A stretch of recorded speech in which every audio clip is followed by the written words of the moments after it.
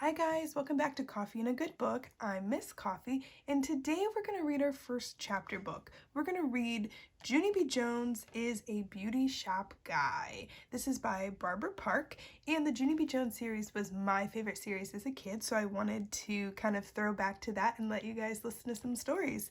So let's get started. I'm also going to use this handy dandy reader helper. I bought it from the Dollar Tree in a pack of 10, so it was only $1. There's a couple different designs, and some are blue right here, some are yellow. But I think this is really helpful, especially for beginner readers, to help you stay on the specific line. I'm going to use it today so that you guys can follow along as I read, because you'll be able to see what line I'm reading. So I really like it for that reason. So we're going to get started. We have 9 different chapters, and so we're just going to go ahead and read them all. All right, so chapter 1, my brand new different name. My name is Junie B. Jones. The B stands for Beatrice, except I don't like Beatrice. I just like B, and that's all. Only guess what? That doesn't even matter anymore, because I'm changing my name to a brand new different name. It popped right into my head when I woke up this morning. That's how come I jumped out of bed and I zoomed to the kitchen to tell Mother and Daddy.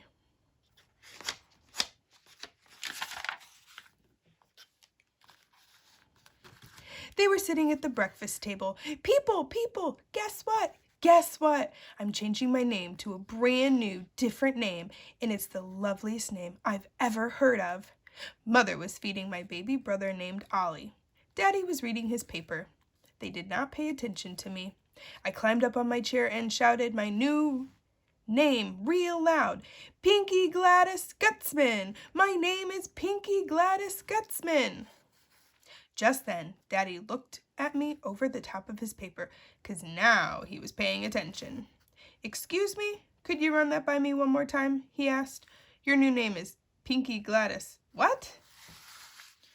I clapped my hands real happy. Gutzman, I shouted, very thrilled. Pinky Gladys Gutzman. And so from now on, everybody has to call me that. Or else I will not even answer. Okay, Daddy? Okay? I hugged myself. Isn't it just the cutest name you ever heard of? 'Cause Pinky is the loveliest color I ever saw. Plus, Gladys Gutzman is the snack lady at school. And so who wouldn't want to be named after that woman? That's what I would like to know. Daddy shook his head. I don't know, that doesn't really sound like a good idea to me, he said. I did a frown at that guy.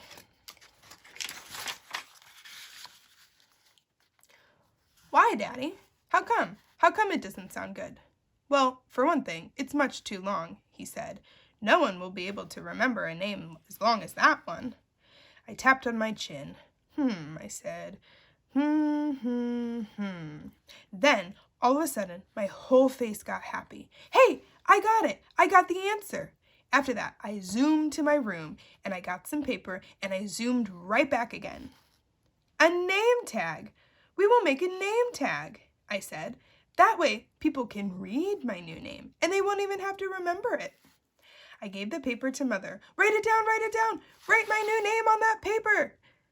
Then we can pin it right on my clothes. Mother did a frown at Daddy. Way to go, Ace, she said, kind of mumbling. After that, she wrote my new name on the paper, and she pinned it to my PJs. I danced all around the floor. Pinky Gladys Gutzman! My name is Pinky Gladys Gutzman! I sang real joyful. Mother and Daddy didn't say any words. They just kept looking at me. Finally, Daddy got up from the table. Well, gotta go, he said. I've got an appointment to get a haircut. Mother springed out of her chair. She grabbed Daddy by his shirt. Oh, no, you don't. You can't, she said. I have an appointment to take Ollie to the doctor this morning, remember? If you need to get your hair cut, you're going to have to take you-know-who with you. I tapped on her. Gutzman, I said. The name is Pinky Gladys Gutzman. Daddy runned his fingers through his hair. Then he did a big sigh. He told me to hurry and get dressed. I jumped way high in the chair. Hooray! I shouted. Hooray! Hooray! Pinky Gladys Gutzman is going to the barber shop with her daddy, and she really enjoys that place. After that, I twirled and twirled all over the kitchen. Only too bad for me, because I accidentally twirled into the refrigerator and the stove and the dishwasher. I got knocked on the floor. My head made a little clunking sound. I felt real careful. Good news, I said, no damage. After that, I jumped back up, and I ran to get dressed for the barber shop. Chapter 2, Meeting Maxine. Me and Daddy drove in the car a real long time. It was not that enjoyable. Are we there yet? How come we're not there? Are we lost? Huh, Daddy? Did you lose us? I asked. Just then, Daddy pulled into a parking lot. Hey, we're here! We're here! I hollered, very thrilled. I looked through the window. Yeah, only here's the problem. I don't even recognize this place, because this is not your regular barber shop. Daddy got me out of my seatbelt. This is a different barber shop, he explained. Someone at work recommended it, only it's not actually a barber shop. It's more of what you'd call, well, okay, it's a beauty shop. My eyes got big and wide at that guy. A beauty shop? Oh boy, 'cause I love beauty shops even more than barber shops. I jumped up and down and all around. Hey everybody, my daddy is going to a beauty shop. My daddy is going to a beauty shop. Shh, Junie B, please, Daddy said.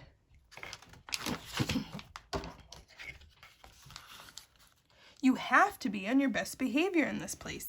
I mean it, no acting crazy. I smoothed my jacket very proper. Yeah, only I don't even know what you're talking about, I said. I never acted crazy in my whole entire life, or career. After that, I skipped very happy through the beauty shop door. There was a lady behind the counter. Her face had big, shiny red lips on it. Name, please, she said. Robert Jones, Daddy, said Daddy.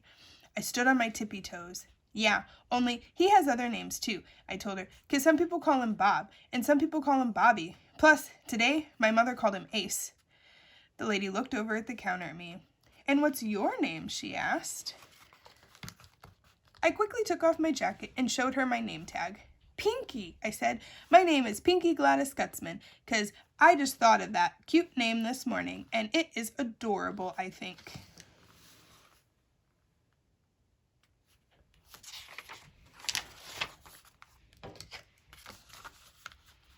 The lady looked funny at me. She didn't ask any more questions. Pretty soon, a different lady walked up and shook my daddy's hand. Hello, I'm Maxine, and I'll be cutting your hair today, she said real nice. My eyes popped right out at that woman, 'cause she was wearing a name tag just like me. Maxine, hey Maxine, look down here. I have on a name tag too, I hollered. Maxine ruffled my hair. Pinky Gladys Gutzman, huh? She said. Well, Pinky Gladys Gutzman, since you're already wearing a name tag, I guess that means you should be my helper today. Yes, I yelled, 'cause I already know how to be a helper. On account of sometimes I help my Grandpa Miller fix stuff, and last week we fixed the upstairs toilet, and I got to touch that big ball that floats on top. Maxine laughed. Wow, a helper with plumbing experience? This must be my lucky day, she said. After that, she holded my hand, and me and her took Daddy to the sink. Then Maxine washed Daddy's hair, and she let me hold the fluffy towel. I holded it real tight in my arms. Look, Maxine, look at me. I'm holding the fluffy towel. See how good I'm doing? I'm not even letting it touch the floor. Only too bad for me, because just then my nose got some itchy fuzzies in it, and I started to sneeze.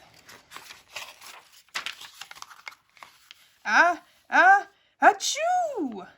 I sneezed right into the fluffy towel. It was as soft as a feather. That's how come I wiped my itchy nose on that softy thing. Plus, also, I blowed a teeny bit. Maxine made a face. Yeah, only you don't have to worry, 'cause I'm not even contagious, I told her.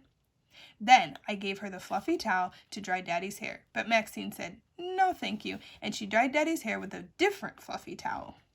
After that, all of us went to her giant spinny chair. Hey, I love this kind of chair, I said, real excited. I climbed up the zippy track. Spin me, spin me, spin me, I hollered. Daddy leaned close to my ear. His face did not look pleasant. Get down, he whispered very chillingly. I got down. Maxine patted my head. She gave me a broom. It was big and wide. Here, helper, you can sweep your daddy's hair as I'm cutting it, she said. Yes, I said back, 'cause I am an excellent at this appliance, I believe. After that, I held the broom real tight in my hands, and I run up and down the floor. Look, Maxine, look at me sweeping. See me? See how fast I am?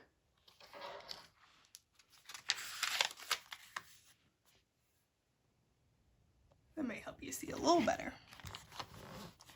Only too bad for me, 'cause just then a lady didn't get out of my way, and she walked right in front of my big wide broom, and her feet got sweeped. Ow, she hollered. Ow, ouch, ow. Daddy runned over and snatched the broom away, 'cause I wasn't the helper anymore, apparently. After that, Maxine gave lots of dollars, and he gave Maxine lots of dollars, and he took my hand, and me and him rushed right out of that place. Chapter 3, Practicing. Daddy drove me home in the car. I kept on sniffing the air. You smell like a lovely woman, I said. Daddy wasn't friendly. It's the hair gel, he grouched. I sniffed some more. I really love that hair gel, I said. Plus, also, I love sweeping and holding the fluffy towel, and so maybe I may be a beauty shop guy when I grow up. Wonderful, said Daddy. I know it is wonderful, I said. And here's another wonderful thing. I already have a name tag and a towel and a broom and some scissors, and so I'm all set to go to work probably. Just then, Daddy quick pulled the car to the curb.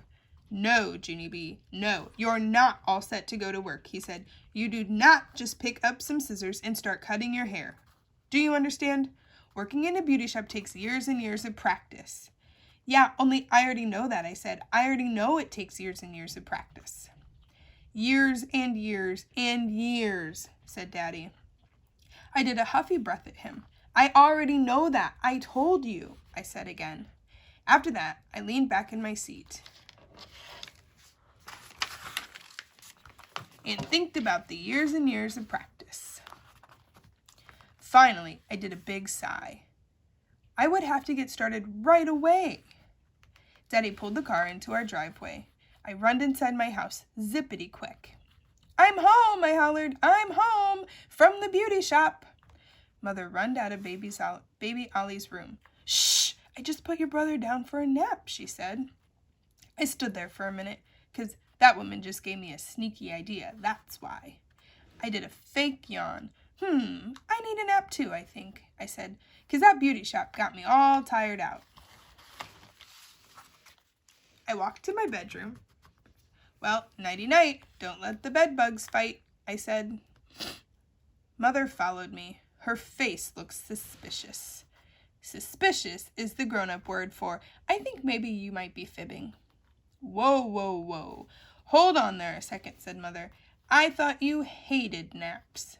I do, I said. I do hate naps. But today I worked at the beauty shop, and that job got me all pooped, I tell ya. After that, I closed my door, and I got under my covers. Mother peeked at me. I did a fake snore. Then I waited and waited until she closed the door again.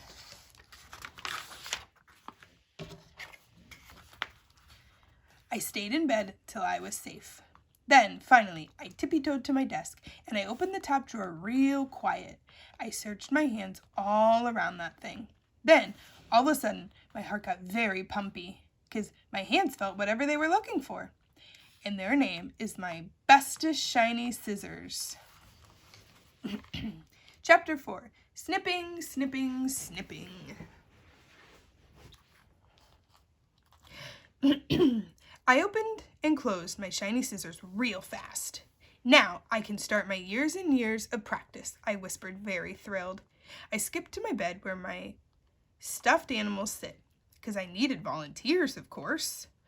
Who wants to go first? I asked my animals. Who wants to get their fur trimmed at my beauty shop?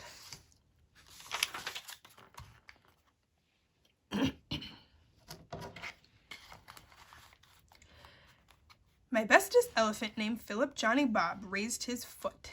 I do, he said. I hugged him very tight, 'cause that guy is always a good sport, that's why. I picked him up and put him in my beauty chair. I sat him on lots of pillows so he would be tall. Then I kept on looking and looking at his fur. Yeah, only here's the problem, I said. Your fur is made out of softy gray velvet, and softy gray velvet is short and smoothy, and so I can't even trim you. Philip Johnny Bob did a sad sigh. I patted his head and put him back on the bed. Just then, I accidentally stepped on something. I looked at the floor, and guess what? It was my slippers that looked like bunnies. Us, trim us, they said real squeaky. Hey, yeah, 'cause you have the beautifulest long fur I have ever saw, and so you guys will be perfect, probably.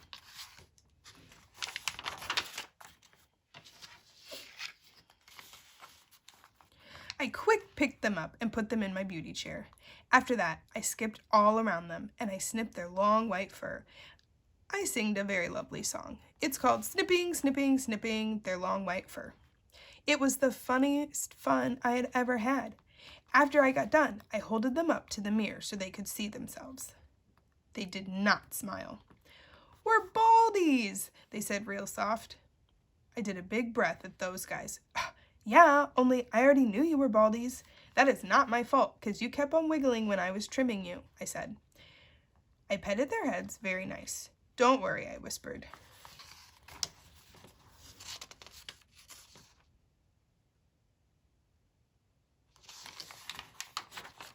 Don't worry, 'cause bunny fur probably grows back. Probably. I'm almost positive, sort of.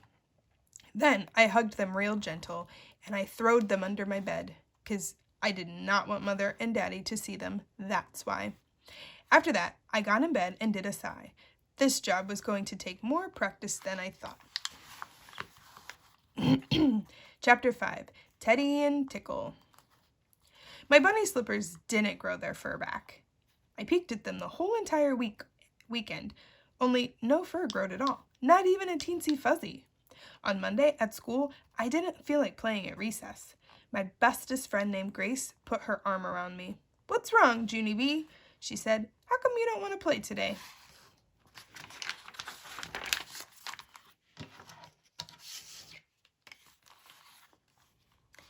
I hanged my head real glum.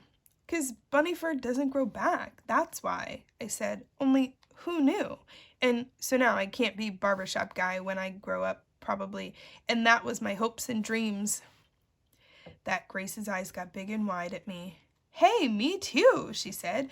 Being a beauty shop guy is my hopes and dreams too. My Aunt Lola owns her very own beauty shop, and she already said I could be a shampoo girl. Just then, my other bestest friend named Lucille started fluffing her fluffy hair. When I grow up, I'm going to be a client, she said. A client is the person who goes to a beauty shop and spends a small fortune. And she took a little brush out of her purse and she started brushing her hair. See how shiny my hair is? It's soft and silky too. Soft and silky and well conditioned. She shaked it all around in the air.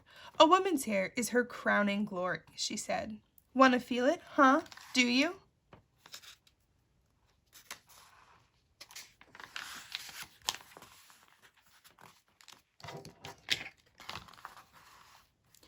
After that, she shaked her hair all around in the air. You're getting on my nerves, I said. Just then, that Grace clapped her hands real loud. Junie B, I just thought of something. Maybe Aunt Lola will let you be a shampoo girl too, and so both of us can be shampoo girls together. I did a gasp. Really, Grace? Do you really think she would? Really? Then I hugged that Grace as tight as I could, 'cause guess what? My hopes and dreams was back.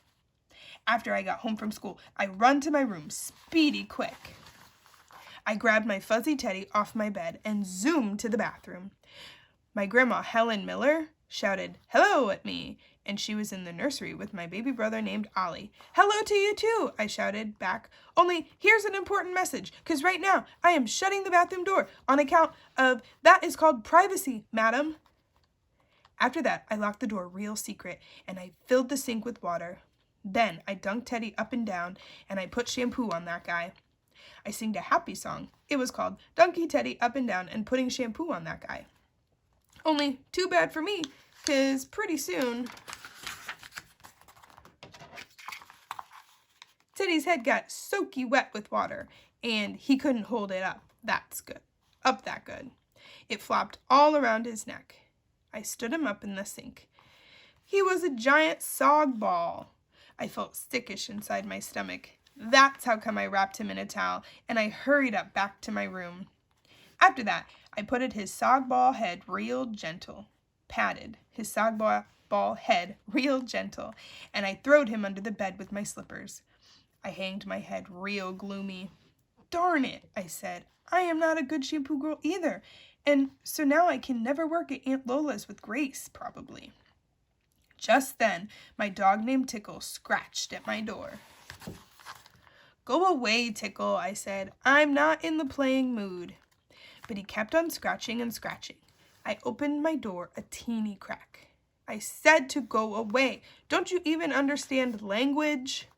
Only too bad for me, 'cause Tickle springed right up, and he knocked open the door, and he runned into my room. He zoomed around and around in circles. Then, finally, he got dizzy and pooped. And he flopped on my rug. I looked closer at that fellow. I said, your fur is kind of tangly and matty, only I never actually noticed that before. I tapped on my chin. Maybe you should come to my beauty shop for a trim, 'cause I already had practice, and so I can do better this time, I believe. I did more thinking. Hey, yeah, and here's another good thing. Dog fur grows back, right, Tickle? And so what do we have to lose? That's what I would like to know. I zoomed to my desk and I got my shiny scissors. Then I hurried back to Tickle and I gave him a hug and I trimmed his tangly, matty fur.